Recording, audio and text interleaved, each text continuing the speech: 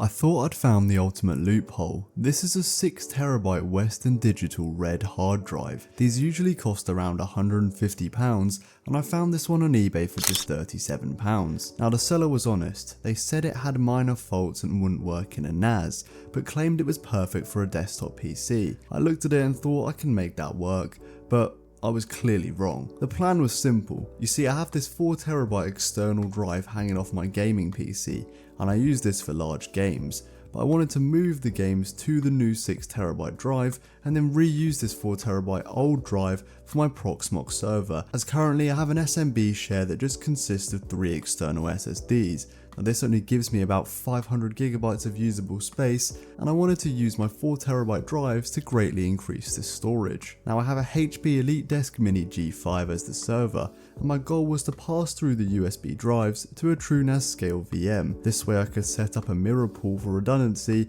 and finally have a massive safe SMB share. It was supposed to be the ultimate budget upgrade. However, the nightmare started immediately. As soon as I tried to copy my whole Steam library to the £37 drive, Windows Explorer just died. It kept crashing File Explorer and locking up my entire PC until I rebooted. I refused to give up though. I thought there was a way around it, so I downloaded a software called Fast Copy. This was my attempt at brute forcing the data transfer. It worked, but I had to leave the PC on for 40 hours. That's 2 full days of my PC transferring data at a snail's pace, but eventually the files did go on the drive. But the moment I tried to do the final step, moving my old network files onto the drive, it completely locked up. I rebooted and nothing, the PC wouldn't even post anymore. The drive had seized the SATA bus so hard that the motherboard couldn't even start. I unplugged it and finally my PC came back to life. I plugged it back in and Windows just froze again. Disk management wouldn't load. Disk part freezes. This drive isn't just broken, it's aggressively trying to stop me from using my computer. I also tried to boot into my Windows 11 installation media just to see if I could access the command prompt and get a different result. But again, as soon as I got to disk part, it just could not find the disk. So Windows is obviously helpless here, but I do have one option left before I just bin this drive. I've got an Ubuntu USB.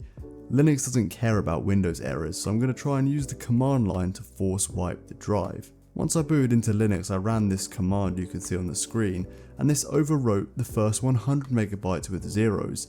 We can clearly see though that from the 12.7 megabytes a second write speed that something is very wrong. This drive should be easily hitting 150 to 180 megabytes a second, so clearly there's something wrong with the sectors. If we pull up the smart data for the drive, you can see it has hundreds of reallocated sectors.